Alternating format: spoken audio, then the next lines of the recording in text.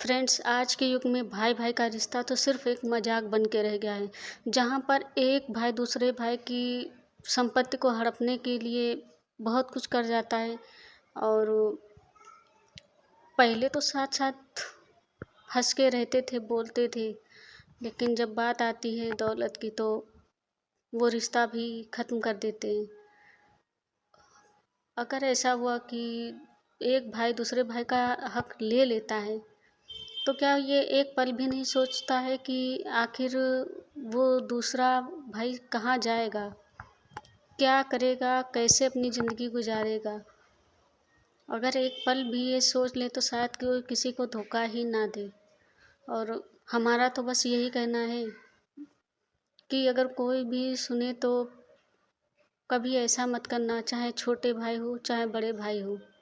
अगर है आपके पास तो मिलजुल के ही लेना और अपने बच्चों का भविष्य बनाना, क्योंकि किसी चीज़ को छीन कर लेने से कोई फ़ायदा नहीं। और आने वाले समय में शायद सब कुछ चला भी जाए।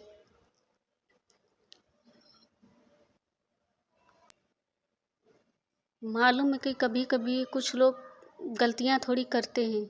अब ये कोई सेवा कर रहा है माँ बाप की, कोई नहीं करता है, लेकिन फ़िलहाल मेरा कहना ये है, अगर आप किसी की सेवा करो तो माँ बाप को मतलब बहला फुसला कर अपने आप अपने नाम मत करवाना।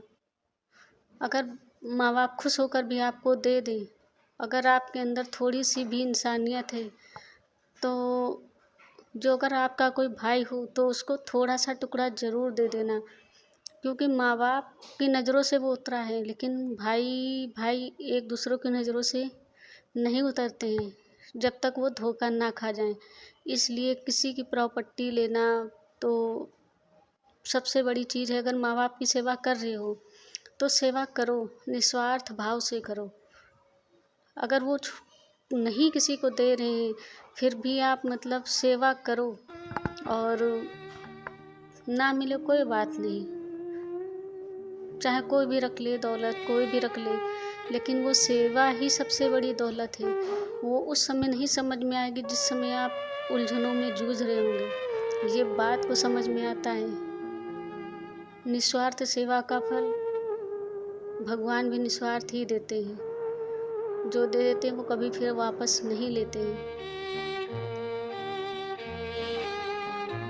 और छीनी झपटी हुई चीज़ें तो जैसे आप किसी से लेते हैं वैसे ही वो कहीं किसी रास्ते से निकल जाती है, वो किसी को भी पता नहीं चलेगा। अगर किसी का हक मारोगे तो तुम्हारा भी हक कैसे चला जाए वो समझ ही नहीं पाओगे। इसलिए ये गलती कभी मत करना। जितने भी भाई भाई हो सब मिलके एक दूसरे की मदद करो, और किसी की किसी की भी मतलब से की दौलत मारना नहीं।